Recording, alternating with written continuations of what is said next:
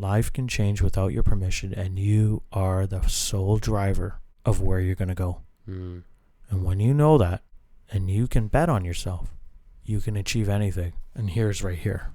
Like that. That's what you want to leave, right? I could never thought, oh, I'd buy that stuff and bet on myself. And that's what I want to leave the audience. The audience needs to know, bet on yourself. Bet on yourself. Bet on yourself. Wealth is possible, but you got to bet on yourself.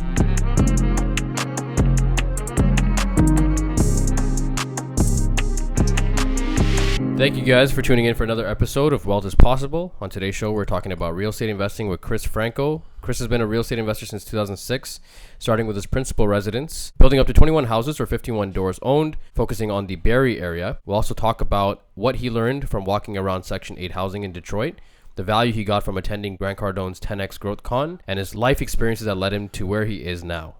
And here we go. Chris, what's up, man?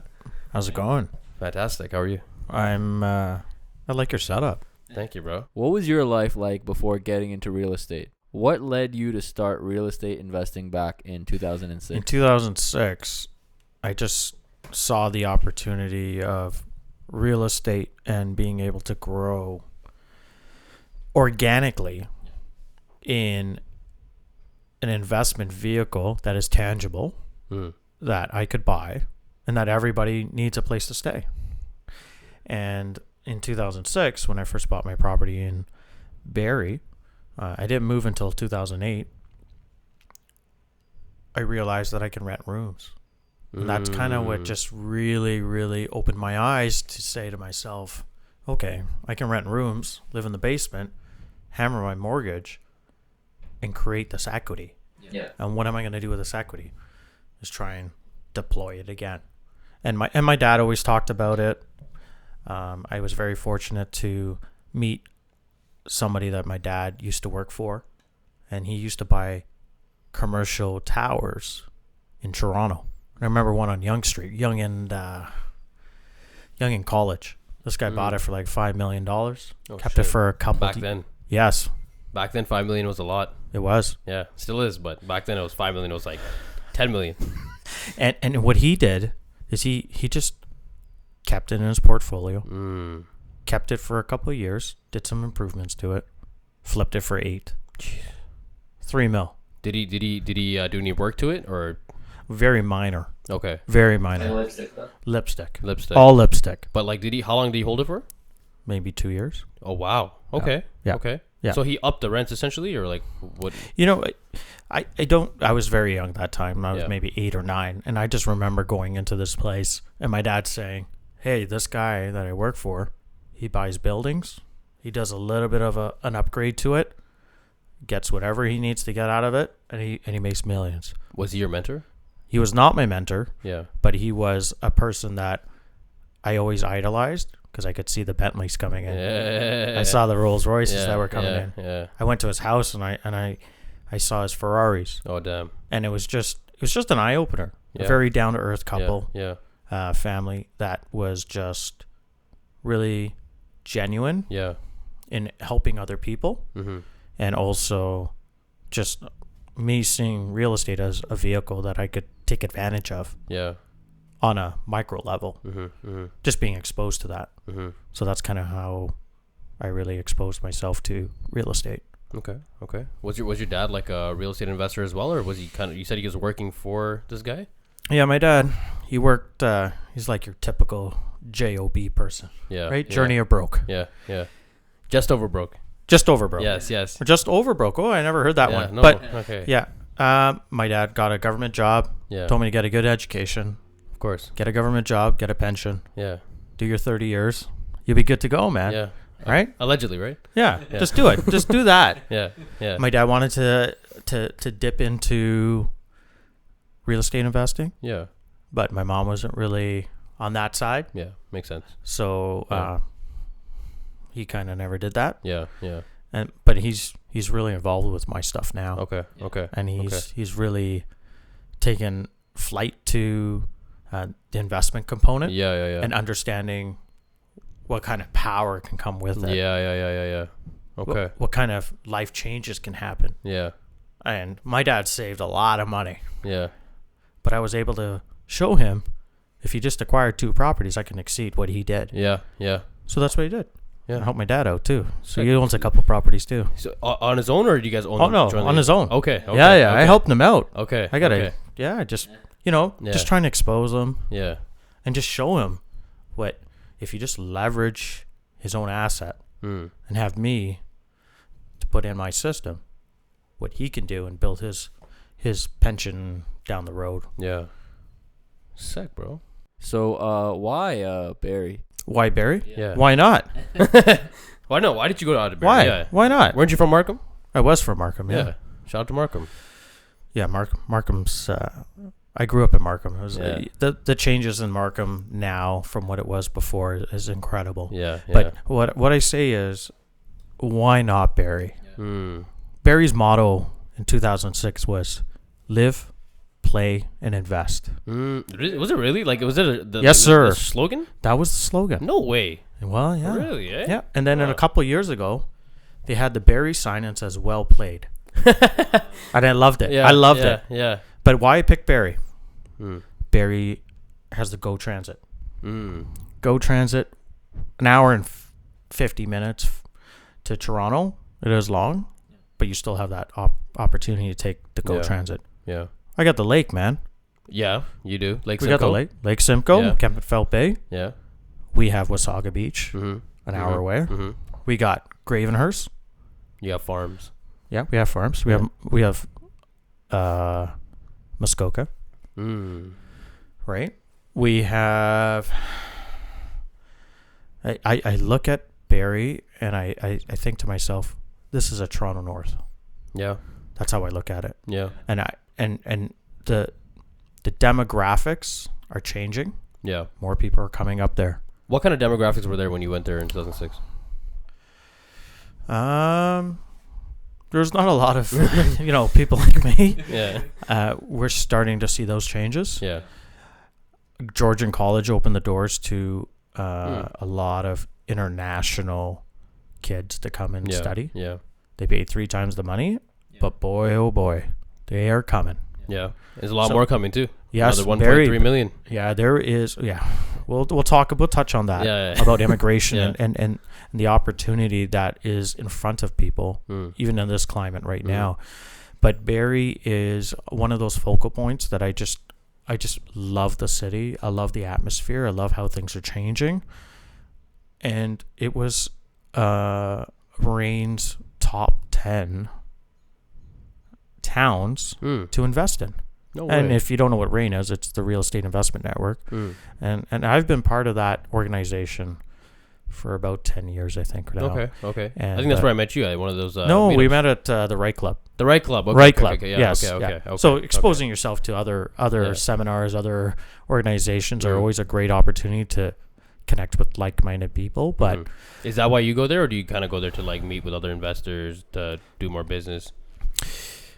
well, like I like to go and talk and see if I can capture what was on your toolbox or your tool belt, make it part of mine, see what you have, take it part of mine. Because I'm not raising capital. I'm using my own capital. I'm different from other investors in my investment vehicle of what I want to do. I deploy my own money and I expect a return on my money. And what I want to see is the opportunity to level up my game without paying for coaching. So let me tell you this. I've got to my place without really reading any books. I read The Real Estate Investing in Canada by Don Campbell. Okay. And just watching people. Right? You got your mentor was life. My mentor was YouTube. Okay. Okay. YouTube, Okay. Instagram, Okay. and following people that you want to become. Back in 06 though, because that's where like YouTube was like in its infancy back in 06. Well, like we're talking 2012, Okay, yeah, 2014. That's when I started to take that trajectory. Yeah. 06 is your first, like that's your principal residence, Principal right? residence. Okay. Yeah. Okay. Cool. Yeah. Was there any particular like channels back then you were watching? Yeah. Who were you watching back in 2012? 2012. Yeah.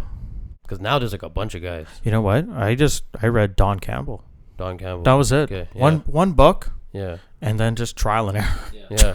Trial and error. And let me tell you, trial and error really sucks. Yeah. When you don't really educate yourself in that space. It's expensive. It is very expensive. Yeah. If I were to do it all over again, I would hire a coach. Yeah. But I'll tell you, the trials and tribulations that I learned in those opportunities of relationship building, how to communicate with tenants, how to get them to do what you want them to do without forcing them, but making a suggestion, really works out really, really well. Yeah. And those are kind of the ways that I do my business going forward with a lot of my tenants, is developing that relationship. Yeah. I got 50 some odd relationships, right? They're all like little girlfriends everywhere that you have to go and talk to and try to... You got to maintain it, the relationship. You got to make communication, right? All of the hallmarks of a relationship. Communication, making sure that things are done on time. Yeah. If there's an issue, address the issue, and then making sure that they have access to you. You got to create this as a business. This is a business that you want to make sure that your client keeps on coming back and paying you. And this is what I do, is I make sure clear communication is key. And when I do that, what you find is an engagement. Yeah. An engagement from the person that is giving you their money. And let me tell you, it's hard-earned money. I don't know if you've seen the stats, but Barrie is top 5 in rent. In Canada. Regular rent? Or in rent. Like, what do you mean by in rent? Like, but it's just like the tenants paying their rent, or in terms of 1 bedrooms, 2 bedrooms, 3 bedrooms. the price of the rent. The price of rent. The rate. Okay. The rate. The rate of rent. It's top expensive. 5. Yes. Very, very expensive. Wow. Okay. And these people, they're paying their hard-earned dollars. Yeah. And you got to appreciate them. Of course. You got to tell them, I appreciate you paying me this hard-earned rent. Is there anything I can do to make your stay better? Is there something that is an issue in the house that I can complement your living standards? I create that opportunity. I create that option of conversation. Yeah. I feel like if you go with it at that with that mindset, I feel like the tenants would also have more ownership in the home as well. Pride of ownership is key. Yeah. Right? Maintaining it. Yeah. Versus like if they have like an attitude where they're like, yeah, fuck my landlord, doesn't fix anything. That's right. Right? But if you go at it with that, I'm assuming that just based off the kind of guy you are, like you kind of go at it as not only as like a business relationship, but also as like kind of like a friend family relationship with them as well. You got to be human with people. Yes, that's what it is. Yeah. You are no different from him. Yeah. You're a human being. You're a human being. Yeah. We have to make sure that we have that connection. Exactly. If you have that connection with somebody else, it goes a long way. Yeah. And when you can relate to somebody in their life events, when shit hits the fan and things are going wrong and they can't make rent, yes, you have to serve the N1. Yeah. N11. N11. No, N4. Sorry. Oh, N4. Not the N11, right? No, N11's end of tenancy. N4. Oh shit. N4 is the late payment. Okay. But my motto is if you tell me before your rent is due and tell me the reason why, no problem. Yeah. Let's talk about it. Yeah. Let's see how can I help you? Do you need a side job for a couple of days? Maybe I can help them out. Yeah.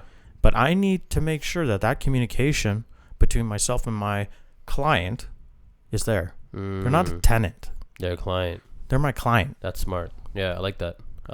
And if you can break down that relationship and be human, you will go a long way. Do you have direct connection to all your tenants? Like, are they contacting you for all the issues, or do you have like somebody else that takes care of it, like another property manager? The owner and operator of all my properties. Jeez. And you know what? There is a component where you don't scale as fast. Yeah. But I control every aspect of things. How do you like that, or do you not like that? I There's like pros it. and cons, I right? like it. There's pros and cons. Yeah. There's opportunities for growth, but I like slow and steady. Okay. What do you like about that? What do you like about slow and steady? Slow and steady is I understand what I'm getting myself into. Yeah. I'm using my own capital. I'm understanding how the market is playing itself. I'm able to put the person in who I want to put in. I don't have somebody else telling me what I can and can't do with my property. I don't have to answer to a partner. All I got to do is answer to the banks. And I got to pay my bills. That's it. That's it. Yeah. That's all you got to do. And the banks don't give a fuck unless if you pay your bills, they don't care. They don't care. Yeah. They don't care. Yeah.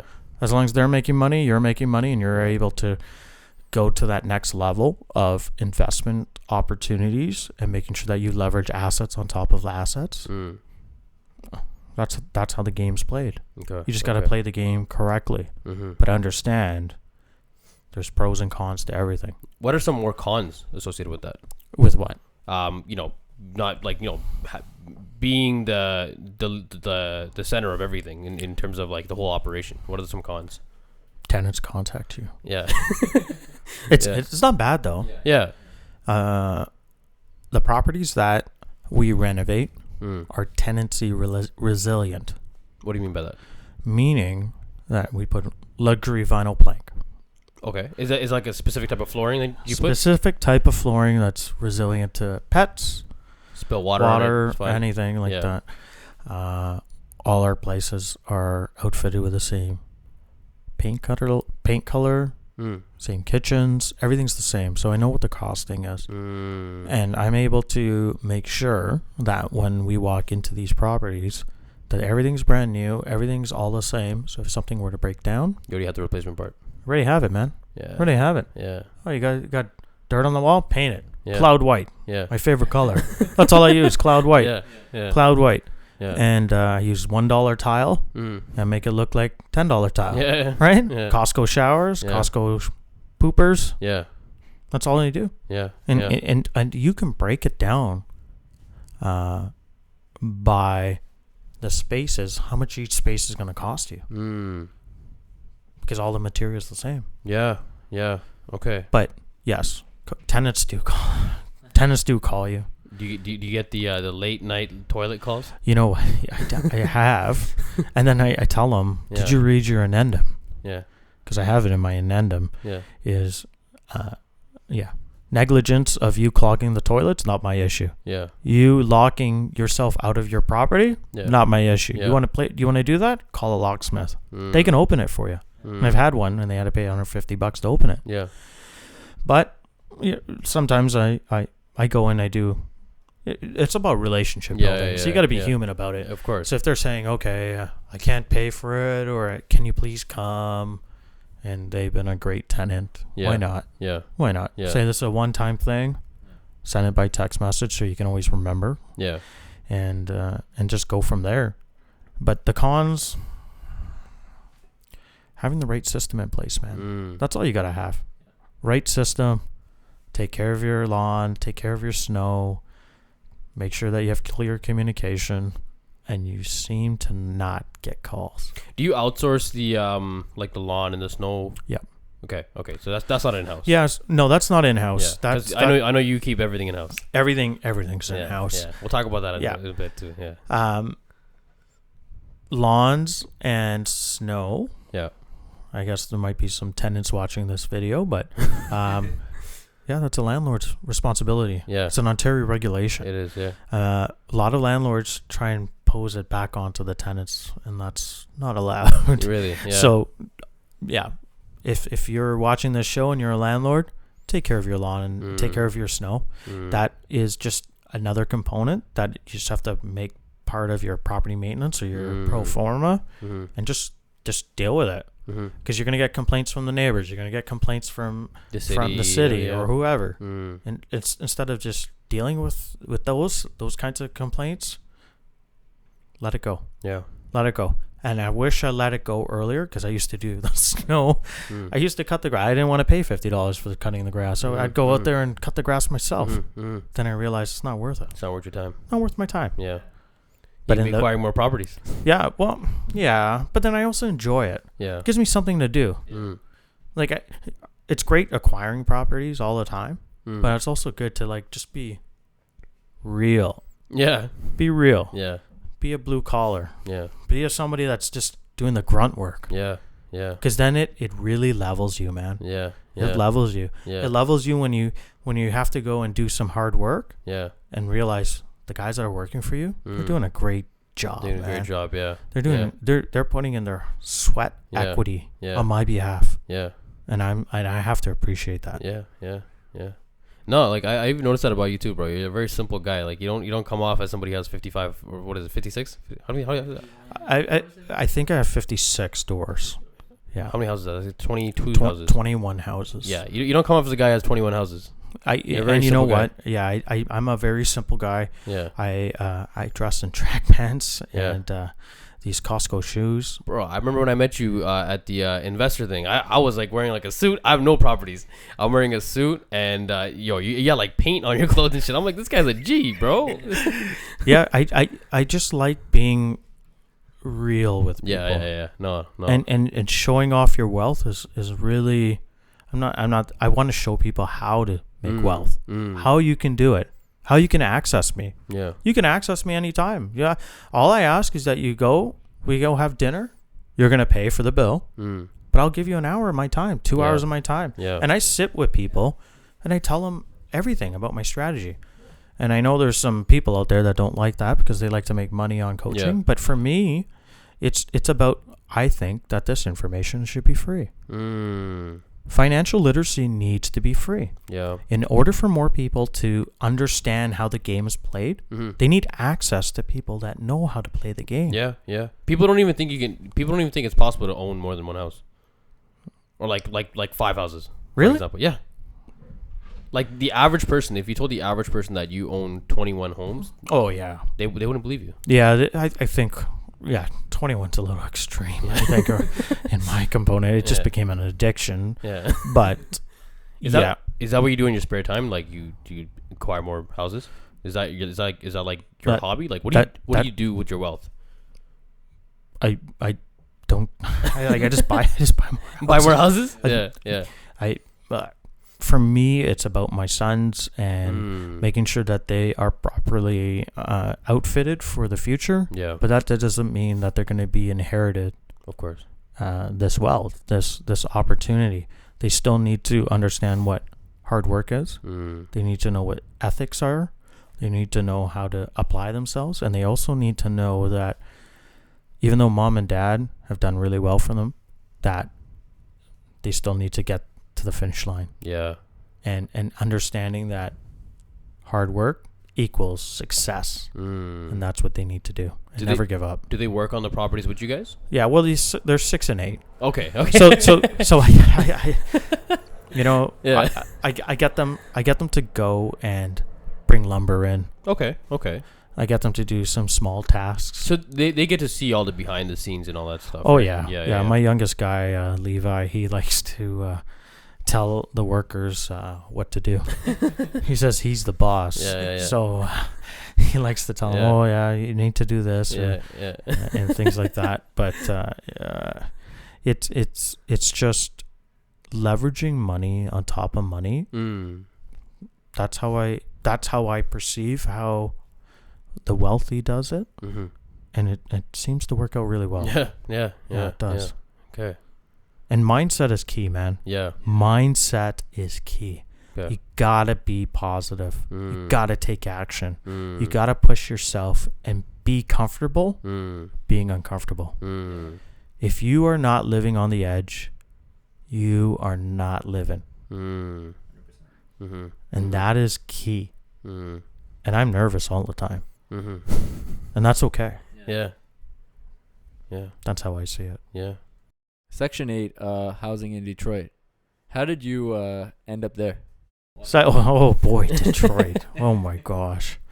Let me tell you, that drive. I went down with another investor. He drove down, and we headed there.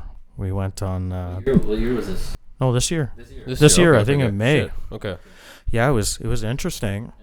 U.S. Properties. I'm gonna give a shout out to them. They're a Canadian investment investor or investment company that buys houses in Detroit. The States? Okay. In okay. Detroit. Oh, in Detroit specifically. Okay. They get them Section 8 ready. So I wanted to explore that. Wanted to explore what is all of this all about. Go down there, meet a property manager down there. And Section 8 is a government program by the Department of Housing Affairs that pays private landlords money That's cool. to provide housing to people on these assistant programs. Now get this. I just need to provide the shell. I don't even have to provide appliances. Nothing. Nothing. And the government takes care of everything else? No. The tenant does. The person that's going into it. Okay. They'll give them the house, but Yeah. they have to buy their own appliances. So the government gives them money to buy appliances? I didn't get really into the specifics of that. All I know is that a 3-bedroom house, that these vouchers are lifetime vouchers. They're for the rest of their life. They can have housing. Wow. Okay. And they can work a certain amount of hours. And out of these certain amount of hours, it doesn't deduct away from their Section 8 housing. And in Detroit, they have houses for like 60,000, 80,000, 100,000. Yeah. And a great example of not taking action was I saw a house about a year ago because I've been conversing with this organization. $60,000, 3-bedroom, and this voucher is worth $1,400. 1 year later, 120. 120,000. They were selling it again, and I couldn't believe it. Just the amount of opportunity there, and cash on cash. And it's Gary. I kind of briefly went over Section 8 housing. I think it was like a Bigger Pockets episode that I was listening to, and the government pays you directly. Correct. So it's not like the Canadian system where the money goes to the tenant and then the tenant can default if they choose to. But this is like guaranteed rents. Yeah. That's so cool. Yeah. You know what? Maybe if you have me here on another episode, I might have found Section 8 housing in Canada. No way. Yeah. Okay. Oh yeah. You have to have you back. Yeah. Oh yeah. Come back, bro. Come back. Section 8 housing in Canada is possible. It is possible if you find the right people and talk to the right people.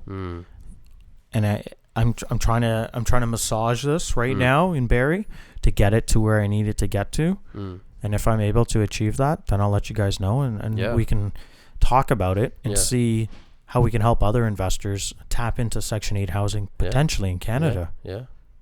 Where the opportunity is here, and you can capture it by taking it to the next level. GrowthCon. What about it? How was it? Oh, GrowthCon. What made you want to go? Obviously, we know Grant. We're very familiar with Grant Cardone, but for the people who don't know who he is. Yeah, no, Grant Cardone, that event, and it was in Las Vegas, so let me tell you, Las Vegas was really cool. Yeah. It was in 2020, pre-COVID. It was a great opportunity to go there and have like-minded people, and everybody there is just so pumped. Right? It's like there's just energy. They pump up the crowd too, though. Oh, they pump everybody up, man. But then when they try and sell you shit, then people start leaving. But you know, there's so many people there that are like-minded like you that want to do good and want to take action. And then after that event, I came back and I think I bought 3 houses just out of the blue. Yeah. Just went and just did it. By accident. Yeah, just like I was all pumped. I got to go do something. I got to take this energy and just kind of deploy it. Do you only buy houses in Barrie? Only. Nice. That includes Innisfil is pretty much Barrie too, no?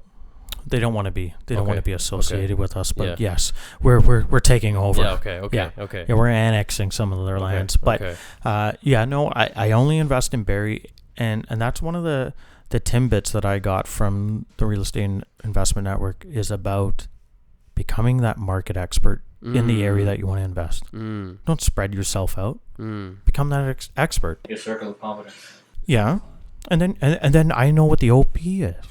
Official plan. I know where the money's going. I know who the counselors are.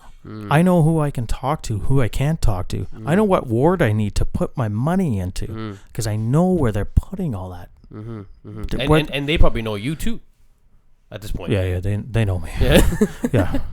And be part of these planning development committees. Yeah, that's interesting, bro. That's really interesting. And you know what? Yeah. We hear a lot about NIMBYism, not in my backyard people. I'm one of those people. It's like, yes, in my backyard. I'm one of very few. YIMBY, yes. Yeah. I'm one of the very few people that talk a positive component to development. Yeah. And I always put my input in there to say we need to build Barrie-focused. I remember Barrie had mother-in-law suites for a little while.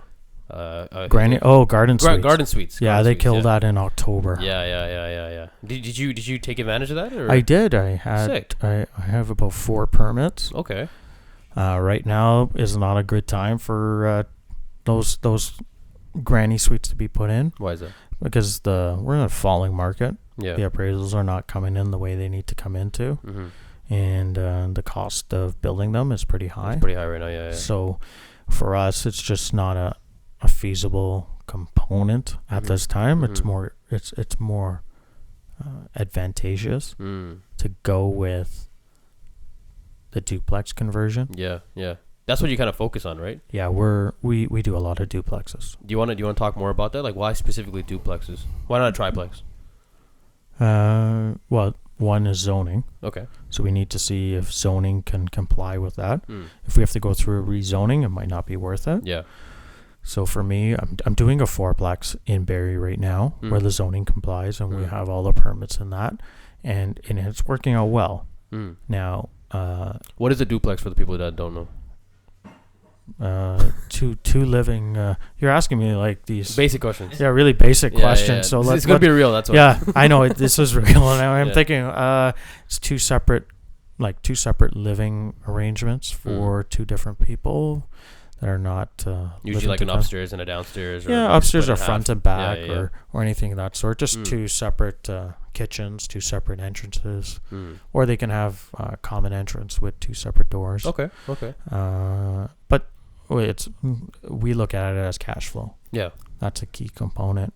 Instead of 1 income, now you got 2 incomes coming in, and that's where you're gonna see the opportunity to really leverage another asset to pay down your mortgage, and then to grow that equity component on capital appreciation, and then boom, you're going into another level. How does someone get started for someone who's like, oh, I want to become a real estate investor? What would you say is like first step? Yeah. First step is getting into networking. Just expose yourself. Yeah. Go say hi to people. Yeah. Don't be shy. Don't be introverted. Try to be an extrovert. And or you got to go walk around. Like for me, I carry my book everywhere, man. I have my book everywhere I go. And I write down notes. I try and make sure that I'm paying attention as much as I can. And just seeing what I can take out of those Timbits and make them part of my tool belt. And then from there, it's just trying to figure out, okay, do I have enough 5% down to buy a house? Do I have the right credit score? But you can't, it's going to be hard to qualify if you have a nice car and a big, what do you call it, car payment on there? Right? Like, you got to make sure your credit's clean. Your credit is a key component to being successful. Keeping it clean, making sure you pay all your bills, make sure you have a nice high credit score, and no liabilities. Did you have good credit when you got into your first asset? Oh, yeah. Did you ever have bad credit at a point? Never. Okay. My dad so you knew what's up. Yes, my dad taught me at a very young age. I think I was 16 when I first got my credit card. I was building credit. I made sure my bills were paid. Just like Vino, right? It's like Vino. Yeah. You must make sure that your credit's clean. Or else it's going to kick you in the butt. Yeah. It's going to come back and bite you some way, somehow. The 5% down payment goes to 20%. That's right. Yeah. Because you're high risk. Yeah. You're just a number. Yeah. The bank sees you as a number. Yeah. Number 1 is no good. Number 2 is better. I'm going to go with number 2. And I didn't want them to say no to me. Yeah. I want them to say yes. And how do I get them to say yes? Good credit. Don't default on your credit. I've never defaulted on my credit. How much was your first house when you got in Barrie? $311,000. Oh my gosh. Jesus. And I thought it was expensive. Yeah. $311,000. 2008. Houses in that area now sell for 1.1, 1.3. Jeez. Did you convert that to a duplex as well? Or? No. That was my principal residence. Do you still live there or no? No, my ex-wife took that one. Okay. She has that. Fuck. Yeah. No, she bought me out, so I have my own place. Yeah, she has that one, and that's okay. But that house is, I did really, really well there. Mm. And then I bought another house in Barrie, Mm. 400 and I think 30,000. Mm. I got it appraised for 9, Mm. and that was only 2 years ago. Okay. So those are just, you just gotta. I get the FOMO, but you have to understand the market Okay. and understand that you gotta get into the market. Yeah. Yeah. And now is a great time. Now's a good time. But now everybody's all scared. Exactly. And then they won't be scared when everyone else is back into the market. That's right. Yeah. And then it'll be too late. And it'll be too late. They'll be paying 20, 30% more higher. And You then, can't qualify for the mortgage rates Yeah. because the mortgages are up. It's a tough. It's tough, and if you you can't get someone to say no to you, Mm. you have to go and find that yes. Mm-hmm. And if you find that yes, you're gonna be successful. Mm. I never take no for an answer. Mm. Can you share some numbers from a deal from a property that you own? Yeah, sure.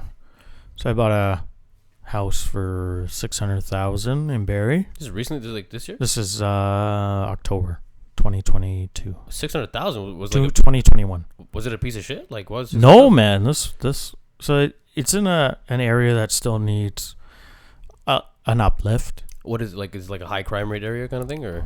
No, it's just a dilapidated area that people just don't want to. They look at it, this area, it's old Allendale, and they just don't.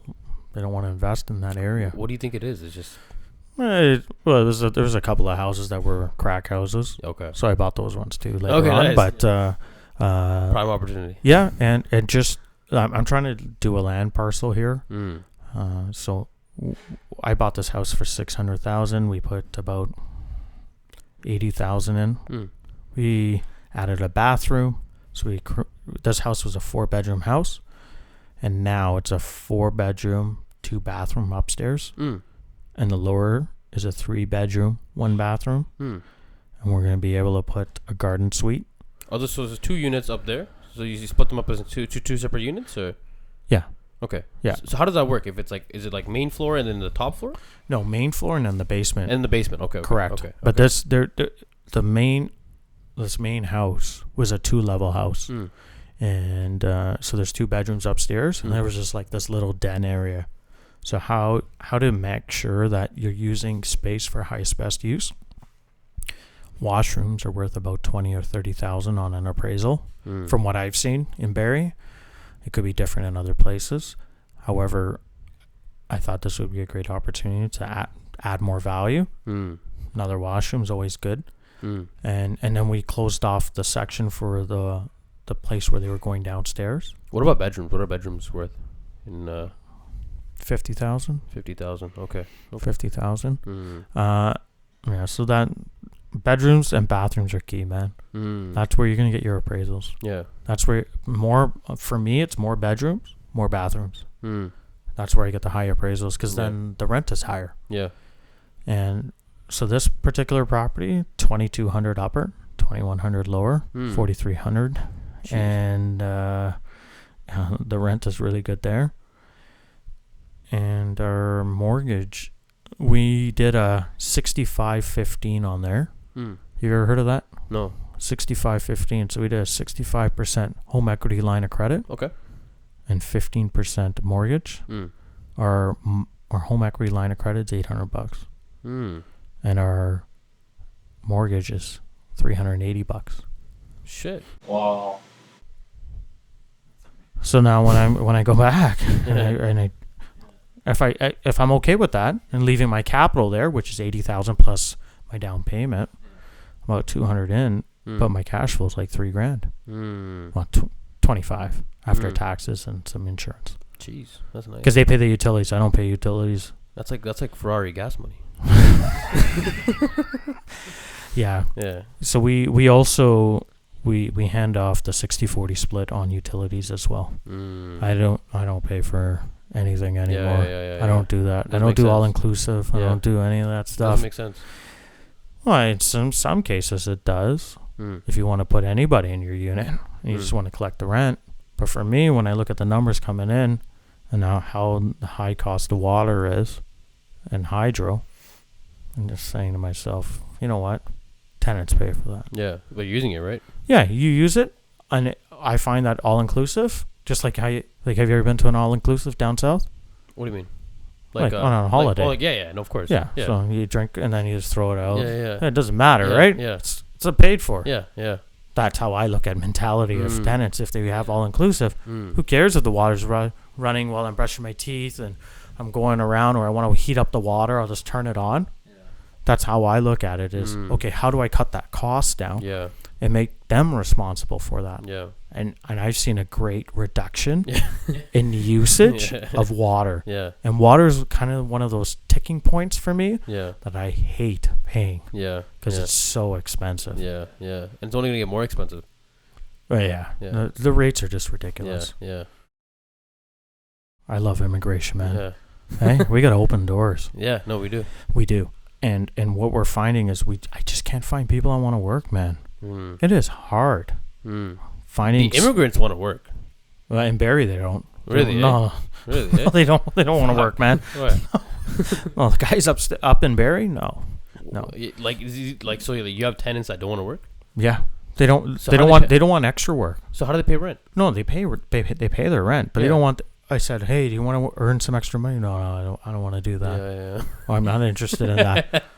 Right? No, I want to go to the beach, right? Yeah. And I say, RBJB. damn Barrie, why do we have a nice beach here? Yeah. Right? Yeah. But that's people just want to yeah. work for the sake of working. Yeah. Just to pay for their living. I think it's a more slower pace living too, right? Like it's Yeah. like Toronto's more like fast paced. Like I think like Barrie's more like laid back. And I have family that lives in Barrie too, so Oh, do you? yeah, that's what I know. But Where? Innisfil. Oh, Innisfil. Yeah. Are they selling? They already sold. Oh, okay. Yeah. So then I'm Trying to get some leads here. Yeah, they're in Hamilton now. Now they're in Hamilton. Right, they moved to Hamilton. Oh, yes. Yeah. Hamilton's another great place to invest in. It is. But I only know Barrie. Yeah.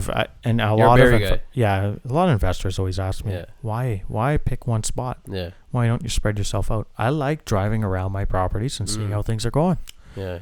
And just sometimes just driving by, like, that's my house. Yeah. Or like, house. I'm just a control freak. I like to go see. Yeah. I just want to make sure things are running right. It's not to look at them. It's just to make sure, hey, the grass wasn't cut. Why wasn't the grass cut? I got to call my company and say, why aren't you doing your job? Yeah.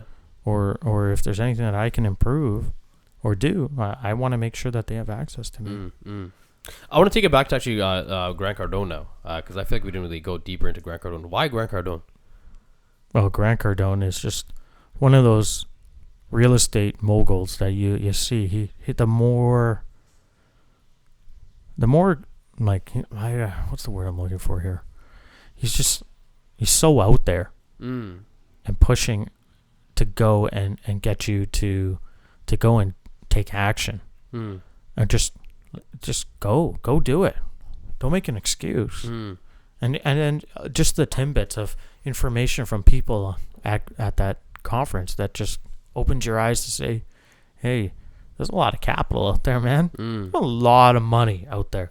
And if you want to raise capital, you can. He pushes the whole JVs. Like he pushes for JVs and OPM and stuff, right? Yeah. He's all about, well, he has Cardone Capital. Yeah. Which uses other investors' money to build his portfolio. Yeah. You have to be accredited and things like that. But I don't think you had to be accredited for one of them, right? That's the only way you live in the U.S. In the If you're international, you have to be accredited. Okay. Yeah, in the U.S. you can be accredited or unaccredited. Like you can put in $1,000 if you live in the U.S.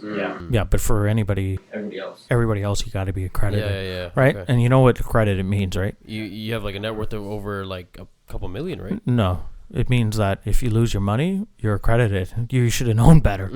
That's what that means. Yeah, okay. Right? Yeah. Right? Because they don't have to know your own client or any of this stuff. They're thinking that you're at this net worth.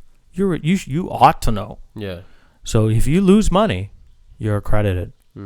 That's the risk that you're taking. So that's a component too that I just pay attention to and understand that Grant Cardone is one of those people that knows how to raise capital, that gets you energized and pumped about different aspects of thinking, and you just leverage it, like the 10X book and other things. So on that note, you have a pretty impressive portfolio so far. You everyone kind of knows that you know what you're doing at this point. Why aren't you leveraging OPM? I'm not interested in talking with other people. I'm just not. Literally, eh? I'm interested in showing people that you can do it yourself. Yeah. You don't need to depend on other people to raise capital to do it on your own. If you're willing to if you're gonna bet on anybody, who are you gonna bet on? You gotta bet on yourself first. Bet on yourself First, at least, yeah. So I bet on myself, and I'll bet on myself every single time. And I continue to make sure that when I bet on myself, it's a 100% bet. And when I do that, and I'm able to apply that time and time again, that bearing, that oil in there is continuing to go faster, faster, and faster. To the point now where I'm not really involved with my renovations. I show up and I bring the material, but I'm not really doing much. It's a well-oiled machine, and the key component here, there's no exit strategy in 3 to 5 years. My relation doesn't end. I own the asset until I decide when I want to move that asset. And if I want to transfer it over on a wealth component, I'm able to do that. Without having to consult with anybody else. Correct. Yeah. Okay. Would you be able to kind of, show, you use your own money to get into these assets? Like, so you use your own money, you use your own money for renovations and everything. Correct. So if you were to put in your own money, can you show an example of like an acquisition and how much money? I know you just gave you gave an example a little while ago, but like, I know when you refinance it, you can't really pull all your money back out. Oh, I love full BRRRRs, and I've been doing them for a while. Can you pull all your money out? Full BRRRRs are achievable. Can you show an example of a full BRRRR and how you use that money to get into another asset, or like whatever you did with that money after? Can you show like an example of that? Yeah, so full BRRRRs are another key component. Is you got to get equity on the buy. Yeah, so you got to buy off market. Off market is key. Okay, off market's key. Do you said you go door knocking as well, but do you work with the do you work with wholesalers too? I'm part of the wholesaler list. Okay. And I look and see what deals are out there. Yeah, some wholesalers are kind of expensive though, bro. Like they add in like way too much. They're on discount. They're discounts now. Right now We're in a falling market, so they're pay me later assignment fees now. So party's over now. Yeah, right? I think you know what? I said that to somebody else the other day. I said, yeah, the party's over. Yeah. The party, everybody is smart in a bull market. Now you can see who the real investors are in the bear market. Yeah. And we're hitting a bear market, and it's going to be really bad in September and October when we go another interest rate hike. And I still see it going to 2.5. I see it going to 5%. That's what I see it as, the prime rate going to 5. That's when they're going to really tighten that quantitative tightening. But going back to your question about full BRRRRs, I bought a house in Barrie. It was $230,000, I think. $240,000. What year is this? This was in 2020. Whoa. 20. The height of the market. Or maybe 2019. 2019. Okay. 2019. Okay. For 220? 220, 230. Was it a piece of shit? Like. Oh yeah. It was a crack house. Full gut job. Full gut job. Yeah. Okay. Yeah, and it was a single family dwelling. Were the bones okay? Like, did you have to like? No, we had to sister a couple of things. Okay. Yeah, it was an intriguing one. Yeah. But this one was a single family dwelling, and they had a house for sale sign in the corner back of this fence, and I saw For sale by owner? Yeah. So was the owner a crackhead? No, she was renting to crackheads. Okay. I know. Yeah. Why? I don't know. Maybe the rent was really good. Yeah. So I walked into this place, and this place had cockroaches upstairs. Jeez. It was one of it was the first one that I did as a crack house, and I realized that crack houses are crack dollars. Yeah. For me. Yeah. Huge dollars. Yeah. Huge. We took this property, and we made it a 2-bedroom upper and a 2-bedroom basement. And the refinance on that came in at $500,000. Jesus. Five or something like that. How long did it take you to? $40,000 was the reno. $40,000. $40,000. That's really cheap. I know. That's because you have in-house guys. That's right. Fuck. Yeah. The system is crazy. But what we were looking at 800 square feet. Okay, small. Okay, it's small. Yeah, okay. It's very small. One of those older bungalows. Yeah. 800 up, 800 No down. basement on this one, right? No, there was a basement. There was a basement. Okay. Yeah, yeah. Shit, There was a okay. small walk up and Yeah. a walk down, and we got 2 bedrooms in the basement, 2 bedrooms upstairs. I went really cheap with a lot of stuff. And our appraisal on that was $500,000. The home trust gave us 80%, which brought us down to 400. My reno was, I think, 40. Carrying costs maybe another 10. So about 280. So that made me 120. Shit. Okay. And then you bought another house with it. Yeah, I bought the next door neighbor. Sick, bro. Yeah, I bought the next door neighbor, and this one we bought for $350,000, I believe. So $350. We put about 80 into that, and we sold it for $720. So is your goal to live off your cash flow, or is the goal to build long-term equity? Or My goal is just to engage myself in investments and just keep playing the just game. be an investor. Just be an investor. Be investor Franco. Yeah, just keep investing my money. Yeah. Use it as I please. Understand the dynamics, and if I need to sell a property, sell it. I have a vast portfolio where I have that opportunity to say, hey, I need a cash influx. List one property. But I also teach, and you might not like this, is I always teach people, and even people that are listening here today, is whenever you buy a house, you make sure you get 1% back from the realtor. You always do. I gotta cut this part out. I'm joking. I'll leave it in. But and here's the reason why. Okay, they get 2.5 points coming in. That 1%. If you're an investor and you put your money where your mouth is, I'll keep coming back to you. So I have a realtor in Barrie that I bought like 11 houses with her. Her mindset was 1.5 of something is better than 1.5 of nothing. Yeah, no, 100%. Right? Yeah. And I call them these rebate checks. And this rebate check comes back to me, it gets put right onto my mortgage, or it goes into my carrying costs and covers for 2 months of my mortgage.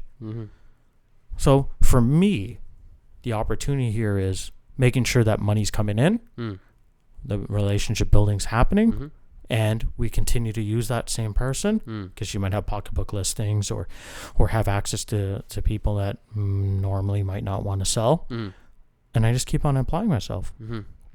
But 1% is key. And I don't, and I'll tell investors that all the time. If you want to put your money where your mouth is, get a rebate check, negotiate it, then keep using the same person. I agree with that. Right? Yeah. 1.5 of 6 deals is good. Yeah. Right? Especially with investors who are like, Yeah. you're doing this full time, so you're going to be using me like all the time. Yeah. Listen, Yeah. I walk into a house, I'll know in 5 minutes whether I want it or not. Yeah.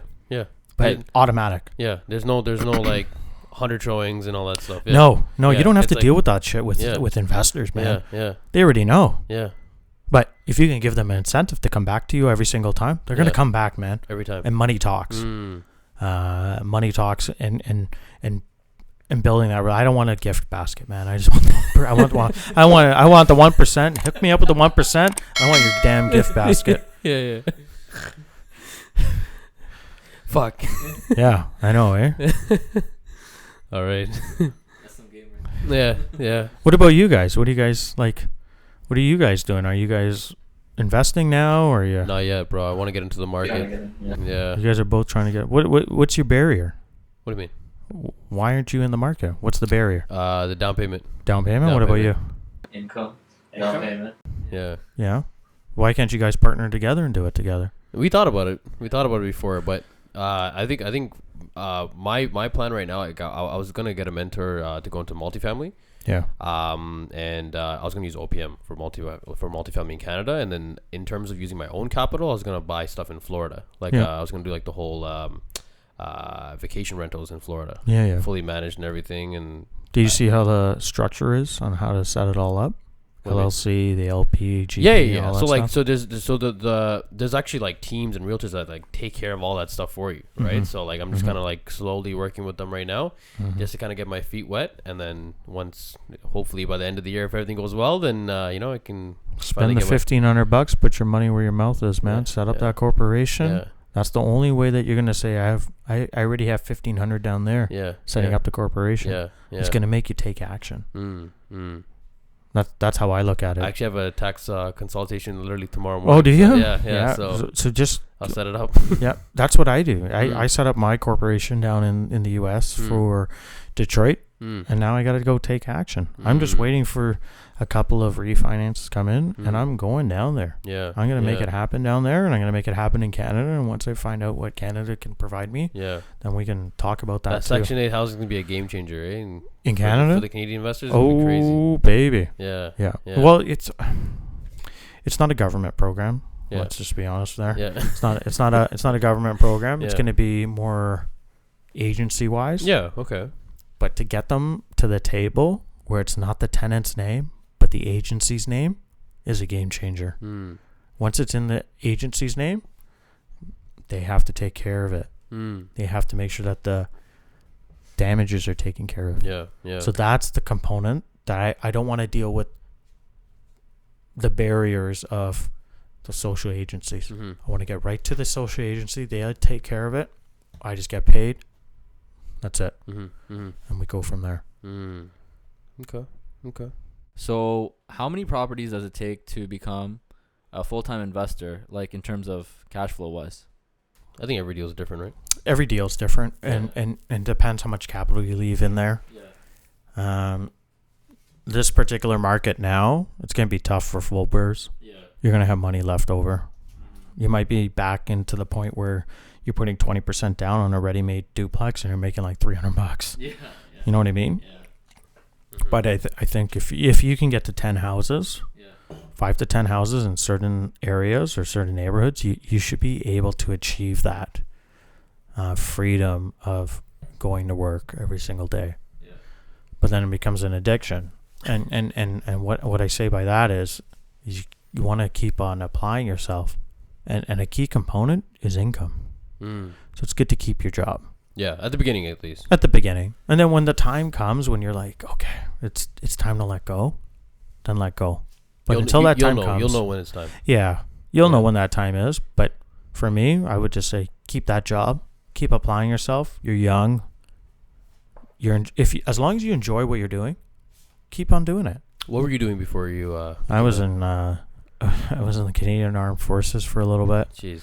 And I was in corrections. Okay. And then I was a police officer in Toronto. Sick. Okay. So that was let me tell you, it was some great experience. I had a life event 4 years ago where I had a concussion, and that kind of threw me off the side rails. I became a little bit of a recluse, and it was a tumultuous time.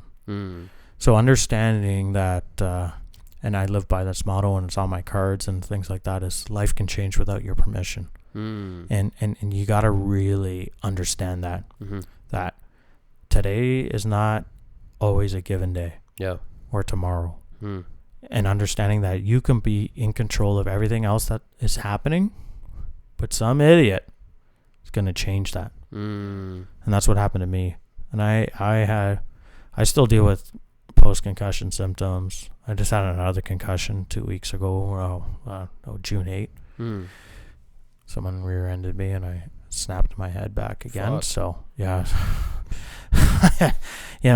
And I'm not driving VWs anymore. Just you gotta get a Beamer, bro. Yeah. They're super safe. I used to have an older Beamer. I got rear-ended, bro. Nothing. VWs and concussions for me has just been a nightmare. So I deal with that aspect of things. So that's why I feel like I can relate to a lot of people. Mental health is a big component that I really understand now. When you become part of that and you go through some struggles, and then you got to go on medication and try and talk to psychologists and people to try and help you get through that. It's tough, man. It's tough. It's like it's whole thing on its own, right? Yes. And it's hard to not give up. It's hard, man. You got to have the mental game for it. Because it will strip you. You got to try it like 10 times harder. It strips you. It grounds you, and you can have the most amount of money possible. But your head game, if your head game's not there, you're done. You're you're done. Yeah. And you need the help. Yeah. I was just lucky that I had the help. I had access to people and things that would help me converse to get my head out of that game. Did all this stuff happen before you started investing, or what did happen while you were investing? So another component here too is I was an investor throughout different phases of my life. I always had a backup to the backup. Okay. Always. And I say this as somebody that has gone through different aspects of life. Make sure that you always have a backup. Yeah. Make sure that you're always applying yourself or educating yourself on a different component. I was lucky that I was part of the real estate space before my accident and after my accident. All I did was kind of pivot. But I couldn't do the work anymore. I couldn't swing the hammers. I had vertigo. I get tired. Yeah. I stand up. Yeah. It was horrible. Yeah. Now, sweep, right? Throw a couple things into the bin. But I'm not really doing much. I'm more watching. And just making sure that I was making a lot of money in Toronto. And my life was working to buy properties at 20% down to build my wealth. Or hiring contractors to build my wealth. I was able to do that. And then all of a sudden, boom, down to zero. How do I do that? I had to leverage all my assets. Yeah. But you need to make sure that if life throws you a curveball, you have something to fall back on. And that something that falls back on, it has to be a side hustle. Yeah. Gotta have side hustles nowadays. Have a side hustle, yeah. Nowadays, especially living in Toronto, you have to. Living anywhere, man. Yeah. Whether you're up north or down or wherever, you need a side hustle. Because you just never know what's going to happen. You just never know.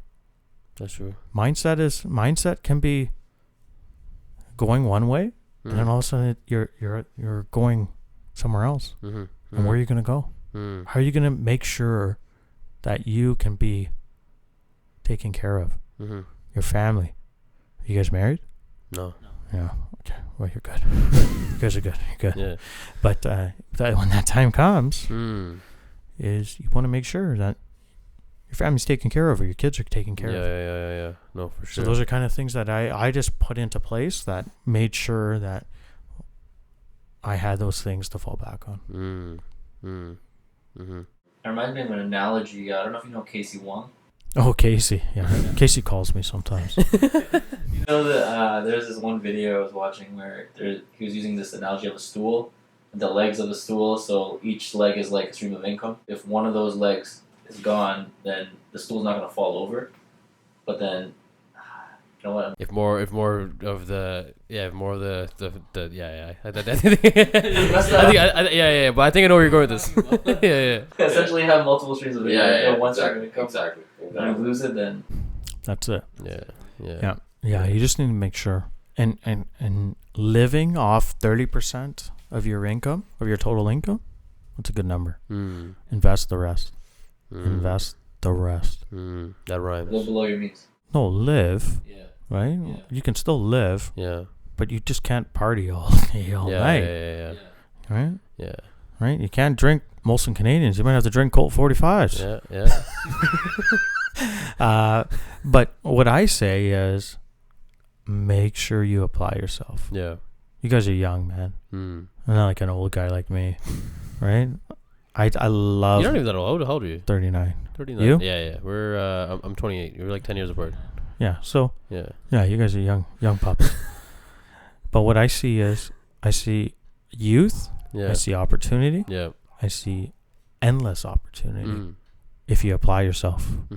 And you remember the people that you hang around with, you're going to be the average of those people. 100%. Yeah. So pick really good people. Oh, yeah. Or watch them and try to emulate who they are and apply yourself. And when you do that, it is key. Key. And then all of a sudden, you'll just start seeing things roll. Roll. And then all of a sudden, boom. Yeah. You'll hit the end line and you'll say, holy shit, this shit. I can't believe. Then you'll be living that life. Yeah, Yeah. I wanted 5 houses. I got the 5. I went to 8, 10, 15. How many do you want at the end of the day? What's your goal? I want to get to 30 this year. Okay. Wanted to get to 50. I think 50 is a good number. Like that's end all be all, or like? Yeah. Okay. 50. I own them. I'm halfway there. I think I can achieve that in the next 3 to 5 years. So what happens to Chris after Chris buys 50 houses? Just show other people, man. That's it. That's it. That's my first opportunity to go on a podcast. Mm. And I would love to do this to try and motivate other people to say, hey, you can go do it, man. Mm. You can go do it. And not only can you do it, you can exceed me too. I Are want you to be more successful you- than me. Are you still gonna answer calls from your tenants? 100%, man. Sorry, your clients. Clients, Yeah. 100%, man. Mm. At Ye- 50 doors. Let me tell you. At 50. Oh, yeah. Yeah. For sure. But I'll tell you this. I tell every client that I get, Mm. you have access to me. Mm. You want to do a financial statement? You have access to me. Mm. 3 people have gone from my units to their own houses. Jeez. 3. Yeah. I'm so happy. That's- Even though I yeah. lose the income. Yeah. Okay? I lose Yeah. the income. Yeah. But I've shown these people, do a 90-day, 60-day audit of your bank account. Needs, wants. What did you spend your money on? Mm. I had a single mom making 15 or 16 bucks an hour. She was going to Tim Hortons every single day. Mm. Coffee, well, I think it was a tea and a bagel. It's like $2 or $3, whatever it was. Shit adds up. Yeah, she was spending like blowing $300 or something like that. A week kind of thing. No, a month. A month. Okay. Yeah, a month. Yeah. And I couldn't believe it. I said to myself, you can't do that. I could do that, Mm. but she can because she's Mm. trying to make ends meet. Mm. So she was able to get her, and she had like $5,500 in credit card debt. We broke it all down, and I showed her, this is how you save. This is what you need to do. This is how you get your side hustle. Go and do it in 2 years. You'll be able to afford yourself. What are the percentages? So for anybody who's watching, what are the percentages of your income? Yeah. So what would you allocate towards investments? What would you allocate towards savings? And what would you allocate towards entertainment? I know you said 30% Yep. income. That's it. Mm. That's it, man. Okay. You make $1,000 a week, $300, man. Mm. Okay. And that $300 is going to include gas and all that stuff. Yeah, man. So you got to make more money. You gotta have a side hustle. Yeah. Yeah. You wanna play this game. Mm. Play it right. Exactly. Okay. Yeah. That's how I played my game. Mm. Mm. I lived on very, very little income. Mm. Invested the rest. Mm-hmm. And if you're able to look at making sure that you can, what's the word I'm looking for here? Delayed gratification. Mm. You will see the dividends of delayed gratification. And it just comes like rolling. It just down. comes, Yeah. man. Yeah. It comes. Mm. And then you set goals for yourself. Mm-hmm. Kind of figure out, okay, I want to buy something. Mm. I want to buy a Rolex. Mm. So I bought a Rolex. Mm. I was able to do it, Mm-hmm. right? Just being able to say, hey, I want to buy a silver bar. Mm. Guess what I did? No, I'll show you. Oh shit! This guy, yeah, he has it on him. Right? He has Look a at silver this. bar on him. No way. Look at that. That's great. Can I touch that? Yeah. Yo, that's heavy, bro. See that? That's silver bar. Do you carry this with you? Like No. Okay. Well, you know You what? bought it for the podcast. I brought it for the podcast, Okay. and I bring it to people that take me out for dinner. Okay. And you know what I say? Mm. Guess how much that is? I don't know. About $3,800. Okay. It's not that bad. Almost what Ethereum used to be at. Huh? Almost what Ethereum used to be at a little while ago. Ethereum. What do you think about crypto? Don't like crypto, man. Why? Have you seen Bitcoin's Okay. What happened to Luna? Yeah, no, but Luna is like that one-off. Luna's that one-off. Well, like, there's another one that yeah. fell apart, didn't it? there's a few that fell. It's Bitcoin. Well, crypto's like it's like it's like the internet in the early days. You know, there's going to be a lot of projects that are going to fail, and a lot of projects are going to stay. Okay, so right? what backs crypto? Well, Bitcoin. Well, I know for Bitcoin, it is a finite source. Who? What do you mean? Who is the finite source So of like, crypto? so the amount of Bitcoins that can ever be produced is like a finite number. I think it was like what 21 million ever. Yeah. So that's why that's the argument for why it's a store of value. But right now, it's way too early. It's too volatile. Exactly. That's the argument, right? Versus gold. And every 4 years they have a halving point, and it makes it harder to mine. So the value of it just keeps going up and up and up, like long term, right? But obviously right now we're in a bear market, so it dropped down, I think, to 21 grand or some shit right now for a Bitcoin. But yeah, like long term, they're saying it's gonna be like a lot, like what is it, like millions. I like to touch my money. When I Yeah. touch my houses, I know that my money's there. That felt pretty good to touch, to be honest. Was it? Yeah, I don't touch again. Yeah. Yeah. I have something else better for you. Oh gosh, Hey, you want to see it? is it gold? Maybe. Hold on. Yeah, this is crazy, bro. This is actually so heavy, bro. You ever held a gold bar? No way. That's a real gold bar? Yeah. Well, this is a gold bar. How much is that? How much? 1 much- kilo. How much do you think a kilo costs? I don't know. I want to say 5 grand, 10 grand. No. How much? Right now on the market, it's about 77,000. No way. Yeah. This is 77 grand. Yeah. That's beautiful. That feels like 77 grand. So, how does that make you feel when you hold that? Feels real. Gold is backed. Yeah.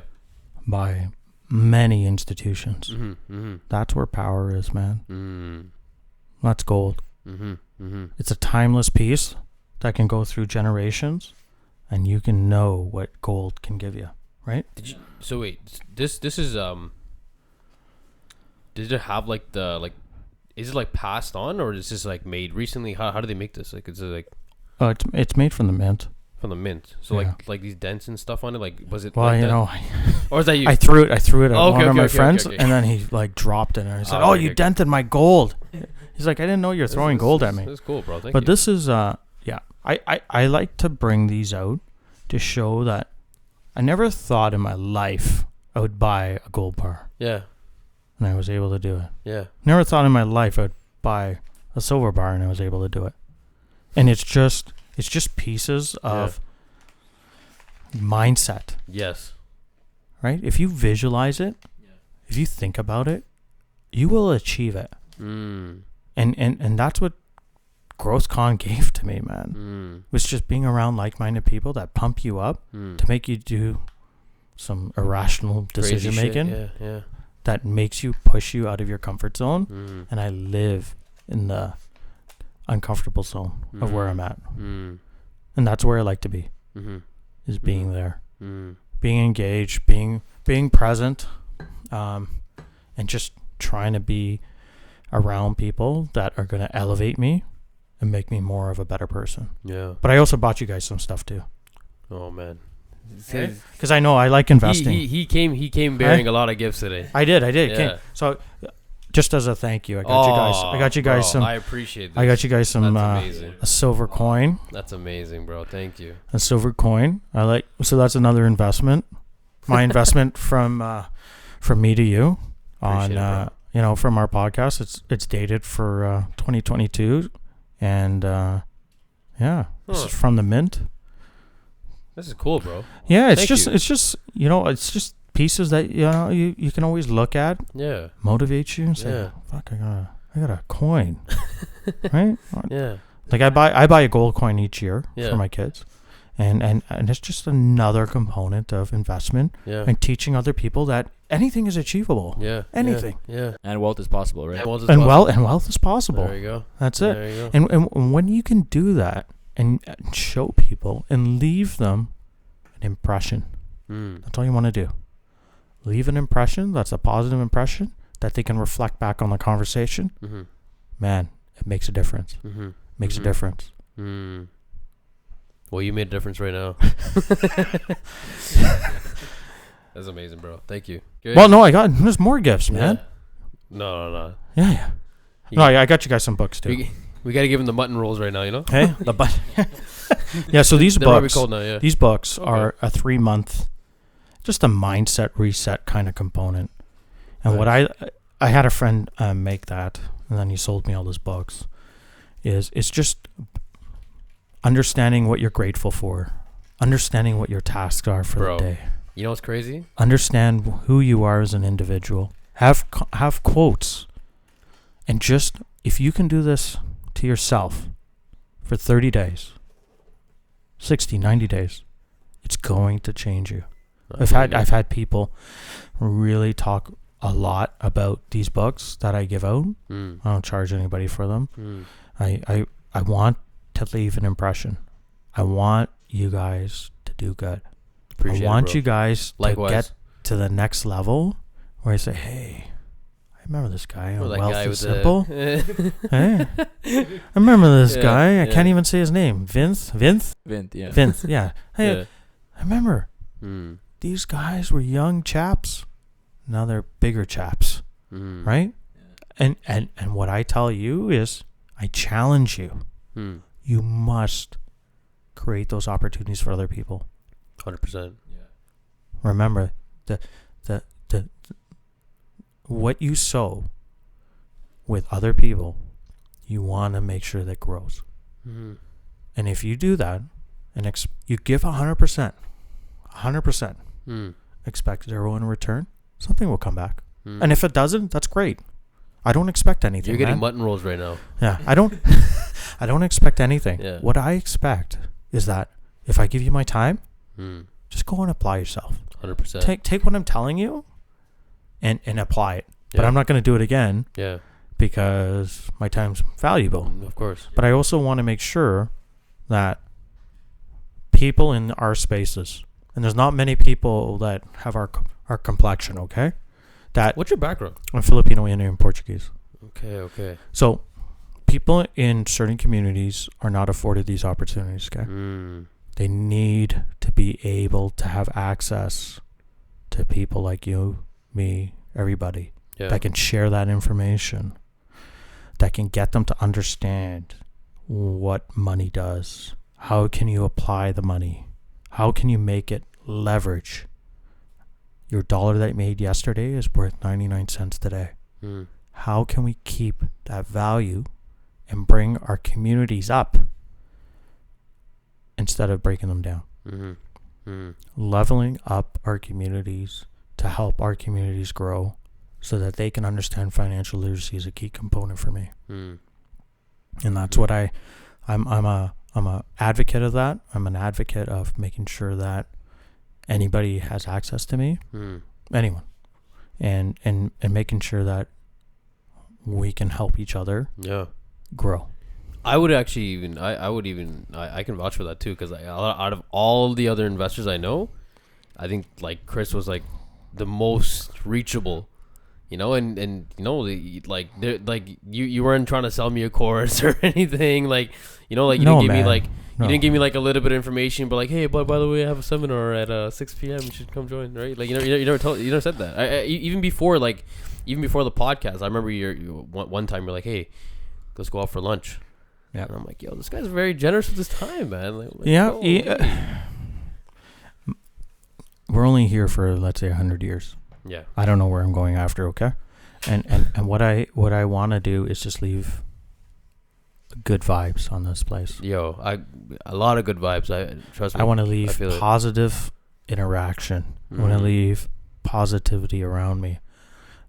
And I would be a hypocrite if I did not say that I did not think about this previous to my accident. It really changed the way I looked at things. Okay? I was invincible, and I thought I was invincible, and I can do whatever the hell I want. So, when things change, your mindset changes. And I just felt that my future is about helping other people achieve wealth, achieve opportunity and freedom, but not only for you. You can't only think about you. You have to think about others, other people. And we see those people When you leave this place and leave early in the morning, you see those people lining up at the bus stops, right? They're all tired. They're going, making 15, 16 bucks an hour, working their ass off. Yeah, they're on like a hamster wheel. Yeah. Yeah. It's a rat race, man. It's a rat race, yeah. They're going there, and after there, they're going to work another job because their kid wants to play something, right? Mm-hmm. And for what? For what? Yeah, exactly. Because they don't know anything else. Yeah. They haven't been afforded that information. So it's just being able to have access to you. And if they can access you, they can access anything. And that's how I look at it. I like that. What's the best way to reach you for someone who wants to? You know what? Just follow me on Instagram. I answer all my Instagram. Invest Franco. I'm not going to give my cell phone number out right now, but No, he's just kidding. We're gonna put it up on the screen. Oh, joking. I just I like talking to people, man. I like just that peer-to-peer communication. That connection, yeah. Just getting them to think about other things. And not saying, hey, come to my mastermind. Give me $50,000. Yeah. Come access me, $5,000. Right? Here's my course. It's only $13.99. Yeah. But who does that help? That's true. Who does it help? It helps the person that's selling the course. Yes, it's another stream of income, and I get that. I'm not knocking that. But what I'm saying is, do you need to charge $13.99? What about $99? More people need access to the information. To me, I give it for free. I don't want anything. All I want you to is take me out for dinner, man. Nice keg dinner, prime rib. I take the 8 or 10 ounce, right? Medium rare with mashed potatoes. And I maybe have a beer or two. There you go. There you go. That's about all it costs. 70 bucks. About 70 or 80 bucks. You get a date out with me. We talk about real estate for about 3 hours. You can probably touch his gold bars and stuff, right? No, I'll bring the silver bar, Yeah, usually. Yeah. I give him a book, and I say, if you do this, and you come back in 3 months, and you show me that you've done the book, then I know that you're serious. I know that you're willing to take that action. You're willing to go that next level. Because you got to remember, this is your Bible. Yeah. Right? This is my Bible. I actually used to use this. Is a Bible. I used to use this thing called the 5-minute journal. Kind of reminds me of that. Yeah. That's what it is, man. Yeah. That's all it is. It's amazing, bro. It's you can be on the pooper doing it. Yeah, no, that's where I do it. That's it, man. Sit down there. It's my office. That's it. Go. You do it. You make sure that you take time for yourself, and that's it. 5 minutes in the morning, 5 minutes at night. That's it. I actually write out these similar questions. Like it's the same questions from the 5-minute journal. Like I just write it on a piece of paper. Like cool. I have like a booklet that I write in. Yeah. Just because How long have you been doing it for? 2 years. Consecutive? No, not consecutively, but like on and off. But like when I do it, my life gets better. Yeah. I noticed that. Yeah, because you're keeping inventory of what's happening and what's not happening, right? So how many consecutive days did you do it for? Recently, I want to say about a month. A month, and then you tailed off, and then. No. Like right now, I've been on it for like a month. Yeah. Every single day. Yeah. You got to do it for at least 90 days. 90 days, yeah, for it to be a habit. Yeah. If you do that, you'll be well on your way. Yeah. Just remember, anything that you do and replicate is going to help you down the road. Yeah. If you tail off, you're not going to get there. 100%. That's actually crazy. I can literally show you my book. I literally was on my last page today, and I'm like, I gotta get a new book today, and you brought me this book. That's crazy. That I'll literally show you the fucking book, and it has a date on it. Oh yeah, and the time. Yeah. And I was like, holy shit! I need to get a new book. That's when you gave me this 3-month book, man. Yeah, when you gave me when you gave me this, like over everything else, I was like, yo, holy shit, you gotta stop.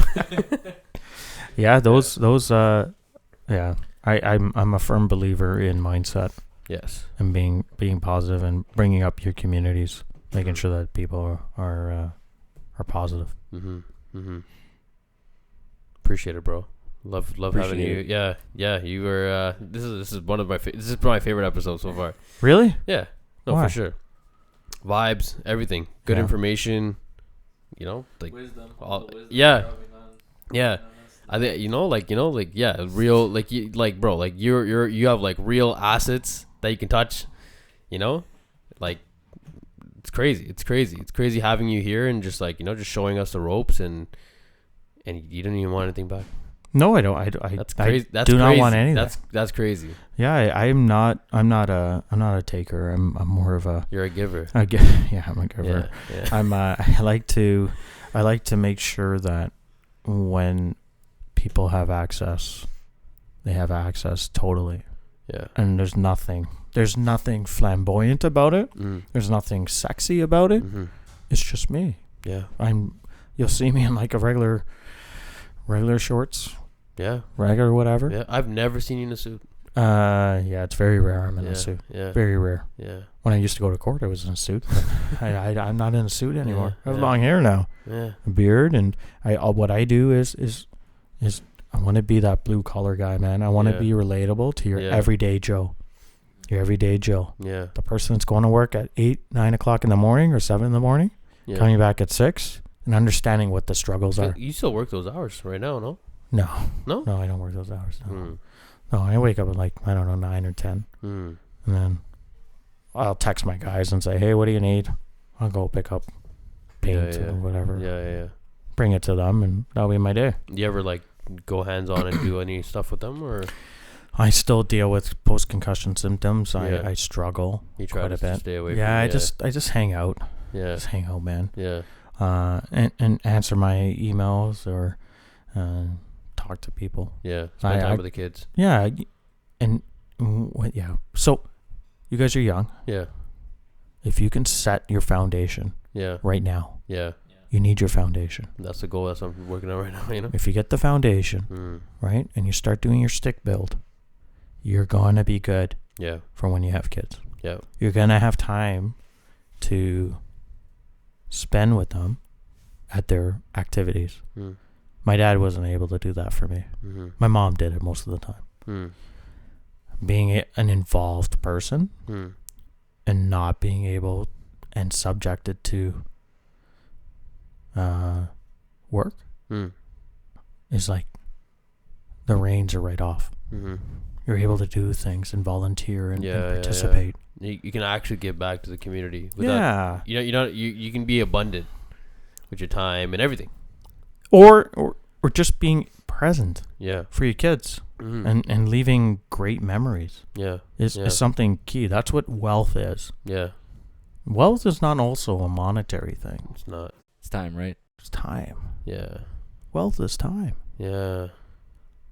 And if you have time, then you can do whatever you want. Mm-hmm.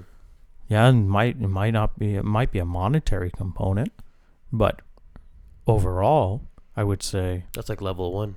yeah. You know? You want to like I've even like as I'm getting older too, I've noticed that too. It's like, nah, I don't want to just enjoy the things for myself. I want to be able to share it with the people I love too. You know, that's like a big component for me. You know, like just you can get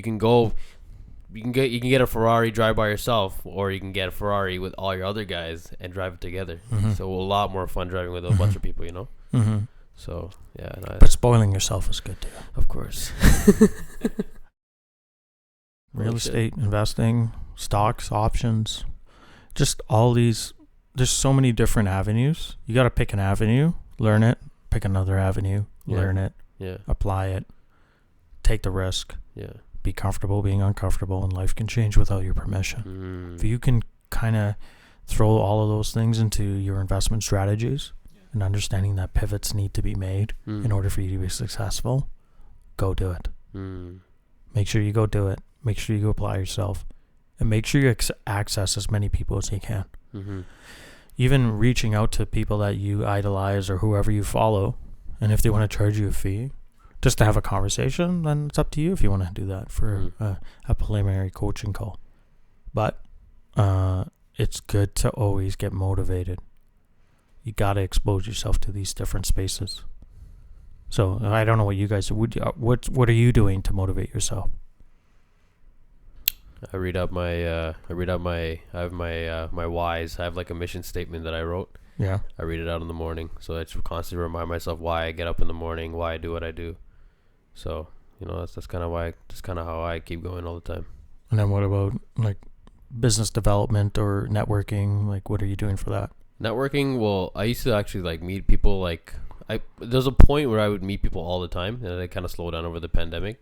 And then I'm slowly getting back into it now. But now because of the podcast, every Saturday I meet somebody cool, right? So it's kind of set up automatically to network naturally. Yeah. And then just through my work, because I'm in real estate, like, I'm always cold calling, booking appointments with random people. So that's just part of my job now. Like in a week, I'll meet with like at least 5 to 7 new people, right? Whether I sign them as my buyer or not, I'm still meeting with them, adding them to my contacts. So, the network is always growing, Yeah. And what are you doing to try and get yourself out there? The networking part is where I got to get going more. I have my goals that I write, that I have written down, that I read every single day, but networking. You have a podcast too, and then the Instagrams and stuff to put you out there too, right? Yeah. That's how we kind of stayed in touch too, through the Instagram, right? Yeah, Instagram is a great network of trying to talk to different people and expose yourself to different platforms. And for me, it's about being with positivity. Yeah. Positivity is key, man. Yeah. If you don't, the vibes, bro. Yeah, you gotta have it, man. Yeah. You gotta have it, and you gotta just give it out. Yeah. Just say, hey, you can do it. Motivate, educate, try and push them. Yeah. Right. Exactly. If you don't push them, or you don't try and tell people you're gonna do it, who else is gonna do it? Exactly. Coaching is all about, I'm telling you what you already know, but you're paying me to tell you to go do it. Yeah. That's what it is. Yeah. It's also like you have somebody else to hold you accountable too, right? That's kind of what you're paying for too. Yeah. But you already know it. Yeah. Yeah. That's it. No one can ever hold themselves accountable. Yeah. Sometimes I fall in that block. But I have people that tell me different things on how I do my investment strategies. But I have a pretty simple playbook. My playbook is very simple, very key. And I took this playbook from a couple of other investors from their tool belt. I made it my own. I just copied it. Yeah. I don't reinvent the wheel. Yeah. No, I just oil the wheel really, really well. That's what I do. Yeah. And make sure that my numbers work. Yeah. So I'm at right now about $40 or $45 a square foot installed from a gut to install. So that's cheap. Yeah, I know it's cheap. Yeah. That's what in-house does, man. In-house. Bringing construction in-house. Yeah. And having a team is key. Dealing with contractors, they're good ones and bad ones. For my past previous experience, it wasn't that good. I had to bring it in-house. I had to find the right people. Do you pay your guys like a salary, or is it like just hourly? Okay. Yeah. Okay. They get paid well. Okay. But they work. They work their ass off. They do work their ass off, but it's the same material. Yeah. So the material, when they first start, it's very slow. Yeah. And now it's like... It's just fast. Automatic, yeah. Automatic. Yeah. Same doors, same floor, same paint, same everything. Same showers. Yeah. We put in a shower kit from Costco. $700, I think $6.99, but they raised it $50. Now it's $7.49. Shower base with my doors, $7.49, man. I put $1 tile on the sides, make it look nice and clean. Appraisal looks great, man. Great appraisal, nice and clean. And that's what and that's systems. That's systems. That is systems. Did you learn that from mentors, or did that? No, I learned that from Brady McDonald. Who's that? He's a Barrie investor. Okay. His name BK Real Estate. Okay. I went to one of his seminars, listened to what he was doing. He took us around to some of his properties, motivated me. But his coaching fees were expensive. What were they, if you don't mind me asking? Well, I think they were $5,000 at that time. Now they're higher. But remember, if you really want to find the information's online. All the information I've gathered is all online. Everything I've got is for free. I'd watch what Brady would do. He would do tons of videos. I copied it. He's He gave me his playbook. Mm-hmm. Just like, I don't know, there's other investors out there that have playbooks Mm. and they put it up online. Just go do it. Follow it. Yeah. See what they're doing. Mm. And I would take screenshots. It's crazy. Mm. I was taking screenshots, watching videos, repeating it, making notes. Mm. What kind of material you used? Where do you get the $1 tile? And he would have it to an art. And I said, this guy knows what he's doing. Mm-hmm. I gotta mimic it. Mm-hmm. But I didn't know how. So I first hired a contractor to do it. Watch how they do it. Understand the numbers. And then bring it in-house. Mm. And once you do that, you will see the middleman get cut. Mm. And the middleman makes a lot. The middleman makes a lot of money, yeah. Middleman makes a lot of money. Mm-hmm. So the only thing we bring out is electrical Mm. and HVAC. Mm-hmm. Everything else is done in-house. Those need licenses, no? They do need licenses, yeah. HVAC, yeah, they need a gas ticket. Yeah. You can get around it, but for me, it's not worth it. Mm. You just need to make sure that your numbers are nice and tight. Mm-hmm. You buy right. And once you buy right, you end right. Mm. Then you have a boatload of money, and then you deploy it again and leverage again. So I bought 6 houses in 6 months. A little bit crazy, but I'm doing it, man. How many projects are you working on right now? Right now, we got a 4-plex, 2 duplexes, and another duplex. Yeah, there's a lot of work. Yeah. It's a lot of work for the guys and the girls, and they're doing wonderful. Mm. And I was able Shout out to them. Oh, shout out to Dawn, Matt, Nicole, and Catherine. They do amazing work. Mm. And their commitment to my overall growth is there. Loyalty's there, and I take care of them. I was very fortunate enough to have my first Christmas party last year, Mm-hmm. and be able to give back was very, very rewarding for me. Mm-hmm. To show people I appreciate them, to have a night out on me, to give them some gifts to go home with, Mm-hmm. and to say thank you. Thank you for trusting me. Thank you for being part of my team. Thank you for just listening to me and putting up with my crap. Mm.